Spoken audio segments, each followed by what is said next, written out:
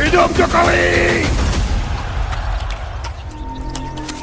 Polemik mengenai keaslian ijazah Presiden ke-7 Republik Indonesia. Joko Widodo menjadi salah satu isu politik yang paling panjang dan kontroversial dalam beberapa tahun terakhir. Bermula dari perdebatan di media sosial, isu tersebut berkembang menjadi sengketa hukum yang melibatkan sejumlah tokoh publik, akademisi, aktivis, hingga pakar telematika. Keraguan terhadap riwayat pendidikan Jokowi sebenarnya telah muncul sejak masa pencalonannya sebagai Presiden Republik Indonesia pada pemilu ke-2014. Namun, isu tersebut kembali mencuat secara masif setelah beredar berbagai narasi di media sosial yang mempertanyakan keaslian dokumen pendidikan Jokowi, mulai dari ijazah sekolah dasar hingga ijazah sarjana Universitas Gadjah Mada.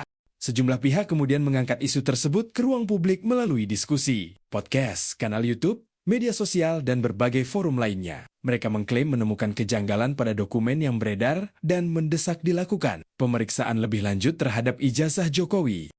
Menanggapi polemik yang terus berkembang, Universitas Gadjah Mada berulang kali memberikan klarifikasi bahwa Joko Widodo merupakan alumnus sah Fakultas Kehutanan UGM. Sejumlah dokumen akademik dan keterangan dari pihak kampus juga disampaikan untuk menjawab berbagai tudingan yang beredar. Selain itu, berbagai lembaga negara dan institusi terkait turut dimintai keterangan oleh aparat penegak hukum dalam rangka menguji validitas dokumen yang dipersoalkan. Meski berbagai klarifikasi telah disampaikan, sebagian pihak tetap melanjutkan tudingan bahwa ijazah Presiden Indonesia ke-7, Joko Widodo, tidak autentik. Pernyataan-pernyataan tersebut kemudian dinilai telah melampaui batas kritik dan memasuki ranah dugaan pencemaran nama baik serta penyebaran informasi yang tidak dapat dibuktikan kebenarannya. Pak Jokowi akhirnya menempuh jalur hukum dengan melaporkan sejumlah pihak yang dianggap menyebarkan tuduhan tersebut. Laporan tersebut kemudian ditangani oleh Polda Metro Jaya.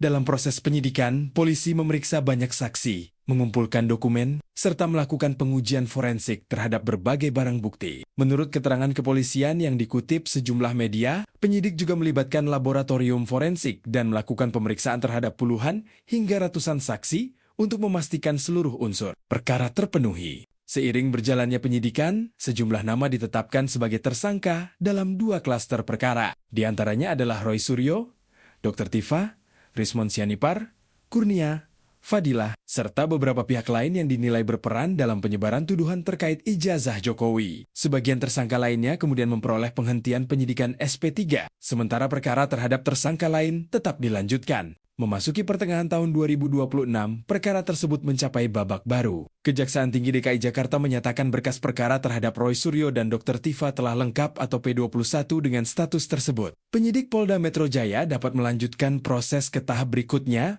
berupa pelimpahan tersangka dan barang bukti kepada kejaksaan untuk proses penuntutan di pengadilan. Direktorat Reserse Kriminal Umum Polda Metro Jaya menyatakan bahwa seluruh petunjuk jaksa telah dipenuhi sehingga tidak terdapat lagi kekurangan berkas perkara. Dengan demikian, kasus yang berawal dari polemik di media sosial kini memasuki tahap persidangan. Status P21 tidak berarti seseorang telah dinyatakan bersalah. Dalam sistem peradilan pidana Indonesia, penentuan bersalah atau tidak bersalah hanya dapat diputuskan oleh pengadilan setelah melalui proses persidangan yang terbuka dan menghadirkan seluruh alat bukti serta saksi yang relevan. Namun kita semua tahu bagaimana isu ini direkayasa dan digoreng sehingga menimbulkan kegaduhan. Hingga bertahun-tahun lamanya, tentunya telah banyak kerugian yang diciptakan oleh para pembuat isu dan penyebarnya, baik kerugian secara material maupun imaterial terhadap Pak Jokowi, khususnya dan masyarakat Indonesia pada umumnya yang telah meyakini berita bohong tentang isu ini. Dengan masuknya perkara ke tahap penuntutan, publik kini menantikan proses persidangan yang diharapkan dapat memberikan kepastian hukum, sekaligus mengakhiri perdebatan panjang mengenai isu ijazah.